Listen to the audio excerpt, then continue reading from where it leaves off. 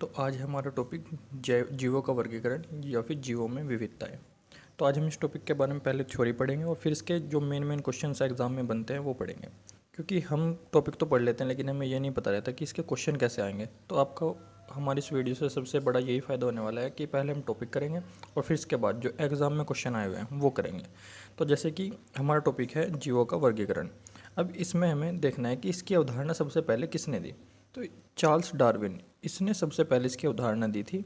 हमें ध्यान रखना है, ये क्वेश्चन कई बार आया हुआ है कि चार्ल्स डार्विन ने ही इसकी अवधारणा दी थी। और एक क्वेश्चन ये आता है कि इसने एक बुक लिखी थी इसके ऊपर, जैव विविधताओं के ऊपर एक बुक लिखी थी। तो उसके बारे में भी हमको पता होना चाहिए कि इसने कौन सी बुक लिखी थी। इसका जिक्र हम आगे क्वेश्चन में करेंगे। ठीक, अब देखते हैं कि जो रॉबर्ट विटकर था, इसने 5 जगत का वर्णन किया था। और ये 5 जगत कौन कौन से थे? मोनेरा, प्रोटिस्टा, फंजाई, प्लांटी और एनिमलिया। अब इनको एक एक को हमें डिटेल से पढ़ना है और देखना है कि कौन से जगत में किस तरह के प्राणी होते हैं।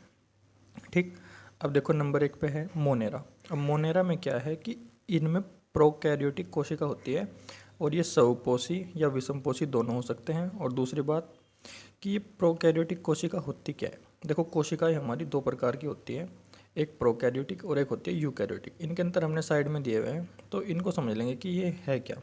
तो देखो प्रोकैरियोटिक कोशिका जो होती है एक तरह से ये प्रो से होता है पुराना, यानी कि जो सबसे पहली कोशिका थी वो है ये। अब यूकैरियोटिक जो नई, जो विकसित होकर नई कोशिका बनी वो हमारी यूकैरियोटिक कोशिका है। देखो जैसे कि हमें पता है कि प्रोकैरियोटिक कोशिका में झिल्ली नहीं होती, तो यानी क्योंकि पुरानी है तो इसमें झिल्ली नहीं होगी। यूकैरियोटिक में झिल्ली होगी। ठीक, अब इसमें एक और चीज़ ध्यान रखनी है कि इसमें अंगक नहीं होते। अंगक क्योंकि पुरानी है तो नहीं होंगे अंगक, और नई वाली में अंगक होते हैं। इसमें एक चीज़ नहीं दी है कि केंद्रक। हमें ये भी ध्यान रखना है कि प्रोकैरियोटिक में केंद्रक नहीं होता। तो कौन सी कोशिका है जिसमें केंद्रक नहीं होता? वह हमारी प्रोकैरियोटिक। ठीक, अब इसके एग्जाम्पल है जैसे बैक्टीरिया। ठीक, तो मोनेरा में कौन से प्राणी आएंगे जिसमें कौन सी कोशिका होगी? प्रोकैरियोटिक, यानी कि जिसमें अच्छे से उसके अंग विकसित नहीं हुए होंगे और दूसरी बात उसमें केंद्रक भी नहीं होगा। तो वो सब कौन से जगत में आएगा? वो आएगा मोनेरा में। ठीक, तो हमें ध्यान रखना है कि मोनेरा में ये वाले प्राणी आते हैं। और इसका क्वेश्चन भी ऐसे ही आता है कि अगर किसी जीव में एक कोशिका नहीं है या कोशिका का कोई अंग नहीं है तो वो कौन सा प्राणी है? तो हम एकदम से बता देंगे कि वो मोनेरा प्राणी है। ठीक, अब नंबर 2 पे आता है हमारा प्रोटिस्टा। तो ये इसका उल्टा है कि इसमें यूकैरियोटिक कोशिका होती है। तो वही जो मैंने अभी बताया कि इनकी कोशिकाओं में क्या होगा? केंद्रक भी होगा और अंगक भी होंगे, यानी कि बिल्कुल विकसित होगी इनकी कोशिका। तो उनमें जीव क्या कहलाएंगे? हमारे प्रोटिस्टा कहलाएंगे। यानी कि एक कोशिकीय जीव है कि बहुत छोटे, जो जिन्हें हम अपने आंखों से नहीं देख सकते हैं, ऐसे जीव है। तो अगर उनकी कोशिका प्रोकैरियोटिक है तो वो मोनेरा है, अगर उनकी कोशिका यूकैरियोटिक है तो वो प्रोटिस्टा है एक कोशिकीय ही। इसका एग्जाम्पल जैसे प्रोटोजोआ, एमीबा, पैरामीशियम, इनके एग्जाम्पल बहुत इंपॉर्टेंट है तो ये याद रखने हमें। और साइड में हम इनके जो अंतर दिए हुए हैं ये भी पढ़ लेंगे। ठीक, क्योंकि ये बहुत इंपॉर्टेंट है। अब देखते हैं नंबर 3 पे क्या आता है।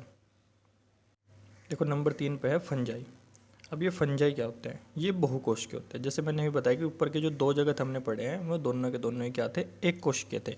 एक कोश के, यानी कि वो इतने छोटे होते हैं कि अपनी आंखों से नहीं दिखाई दे सकते क्योंकि उनमें सिर्फ एक कोशिका मौजूद होती है। ठीक, लेकिन फंजाई क्या होते हैं? ये बहुकोश के होते हैं, यानी कि इसमें बहुत सारी कोशिका यूज़ होती है। अब इनकी क्वालिटी क्या है वो हम देखते हैं कि इनकी क्या क्वालिटी है। देखो ये विषमपोषी होते हैं। देखो स्वपोषी और विषमपोषी में क्या अंतर होता है? स्वपोषी का मतलब जो अपना भोजन खुद बनाते हैं, और विषमपोषी का मतलब होता है जो अपने भोजन के लिए किसी दूसरे पर निर्भर रहते हैं। तो ये विषमपोषी है। विषमपोषी का मतलब ये दूसरों पर निर्भर होंगे। जैसे जैसे पेड़ पौधे हैं, पेड़ पौधे क्या करते हैं? अपना भोजन स्वयं बनाते हैं प्रकाश संश्लेषण की क्रिया से, तो वो हो गए स्वपोषी। पर अगर इंसान है, हम अपना भोजन खुद नहीं बनाते, हम सिर्फ पकाते हैं। बना कौन रहा है? हमारे लिए पेड़ ही बना रहा है। तो हम भी क्या है? विषमपोषी। तो ये बहुकोश के जीव है और ये कैसे है? विषमपोषी है। ठीक, अब जब ये, तो ये विषमपोषी है तो ये क्या करेंगे? जो छोटे छोटे जीव होते हैं, दूसरे एक कोश के जीव होते हैं, उन्हीं को अपना भोजन बना लेते हैं। तो वो कैसे पदार्थ होंगे? वो सड़े गले पदार्थ होते हैं, उन्हीं को खा लेते हैं। ठीक, तो इसलिए इन्हें क्या कहा जाता है? इन्हें प्रकृति का सफाई कर्मी भी कहा जाता है। तो हमें ध्यान रखना है कि प्रकृति का सफाई कर्मी किसे कहा जाता है? तो इन फंजाई को ही कहा जाता है। जिसके जैसे किसके एग्जाम्पल है? यीस्ट हो गया, मशरूम हो गया, मोल्ड, लाइकेन। देखो लाइकेन वो होता है जो पेड़ों पे लाल लाल कलर के धब्बे से पड़ जाते हैं ना, उस जीव का नाम है लाइकेन। और मशरूम आपने देखी होगी कहीं पर उग जाती है गंदी सी जगह पे, तो वो क्या करते हैं? जो वहाँ के बैक्टीरिया है उनको खाते हैं। तो इस वजह से इनको क्या कहा गया है, इन्हें प्रकृति का सफाई कर्मी कहा गया है। आप समझ भी सकते हैं कि जैसी जगह पे मशरूम उगती है, गंदगी में उगती है, तो वहाँ के जो बैक्टीरिया होते हैं गंदे, ये उनको खा लेते हैं। तो इस वजह से इन्हें प्रकृति का सफाई कर्मी कहा जाता है। मोस्ट इंपॉर्टेंट क्वेश्चन है, ठीक है। अब नेक्स्ट है प्लांटी। अब प्लांटी में क्या होगा, बहुकोशिकीय जीव आएंगे, लेकिन अंतर क्या है कि ये स्वपोषी होंगे। यानी होंगे तो बहुकोशिकीय, पर होंगे क्या, स्वपोषी। जो भी हमने पढ़ा फंजाई में क्या था कि वो बहुकोशिकीय तो थे, पर क्या थे, विषम पोषी थे, ठीक। लेकिन इसमें क्या होंगे, ये स्वपोषी होंगे। तो जितने भी पेड़ पौधे हमारे होंगे वो सब किसके अंदर आएंगे, वो सब इसी प्लांटी के अंदर आने वाले हैं, जितने भी पेड़ पौधे हैं, ठीक। अब नेक्स्ट है एनीमिलिया। अब ये एनीमिलिया क्या है, ये सभी कोशिकीय जीव जिनमें कोशिका भित्ति न हो, सभी जंतु, यानी कि जितने भी जीव जंतु है, जानवर से लेकर इंसान तक, सभी एनीमिलिया में आएंगे। क्यों, क्योंकि उनकी कोशिका में कोशिका भित्ति नहीं पाई जाती। ये सिर्फ हमारी पादपों में यानी कि पेड़ पौधों में पाई जाती है। तो इस वजह से एनीमिलिया हो गया जीव जंतुओं का, और प्लांटी हो गया पेड़ पौधों का। अब देखते हैं इसमें क्वेश्चन किस प्रकार के बनते हैं। देखो, जब से नंबर 1 क्वेश्चन, ये सारे क्वेश्चन एग्जाम में आए हुए हैं, कोई भी इसमें एक्स्ट्रा क्वेश्चन नहीं डाला गया है। देखो, जैसे नंबर 1 क्वेश्चन है कि मानव निम्नलिखित जगत से संबंधित है। तो कौन सी जगत से संबंधित है मानव।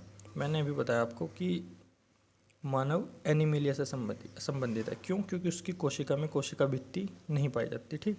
अब नंबर 2 देखेंगे, विटकर द्वारा प्रतिपादित 5 किंगडम क्लासिफिकेशन के निम्न में से कौन सा समूह शामिल नहीं है।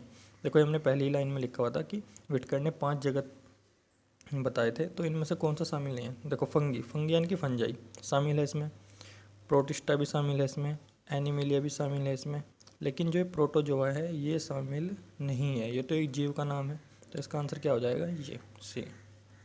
अब देखते हैं question number 3। Question number 3 most important, कई बार आया हुआ है। क्वेश्चन क्या है कि होमोस्पेशियंस शब्द किसने गढ़ा। ये आप सभी को पता होगा कि इंसान का वैज्ञानिक नाम क्या है, होमो सेपियंस। लेकिन ये बनाया किसने, मतलब नाम दिया किसने, तो ये दिया है सी लीनियस ने।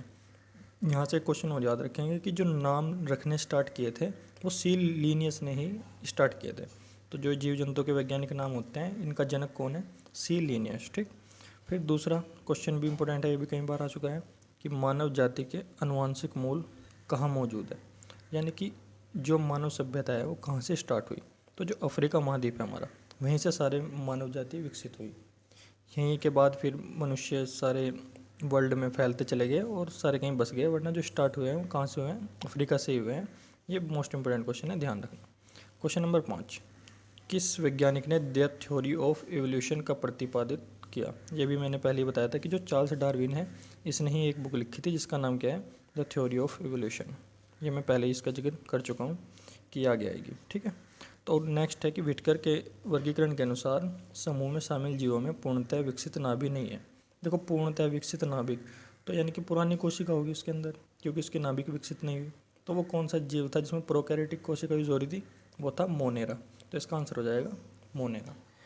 तो आज के लिए इतना ही रखेंगे। इसमें 6 क्वेश्चन थे, ये सारे के सारे एग्जाम में आए हुए हैं। जैसे वाला क्वेश्चन हमने दिया भी है, RBI JEE में आया हुआ था, ये लोको पायलट ALP, इन सब में ये क्वेश्चन लाइन लगी रहती है। ये मोस्ट इंपॉर्टेंट क्वेश्चन है, ठीक। अगर आपको ये वीडियो अच्छी लगी तो प्लीज़ इसको लाइक करना, और इसका PDF आपको हमारे टेलीग्राम चैनल पर मिल जाएगा।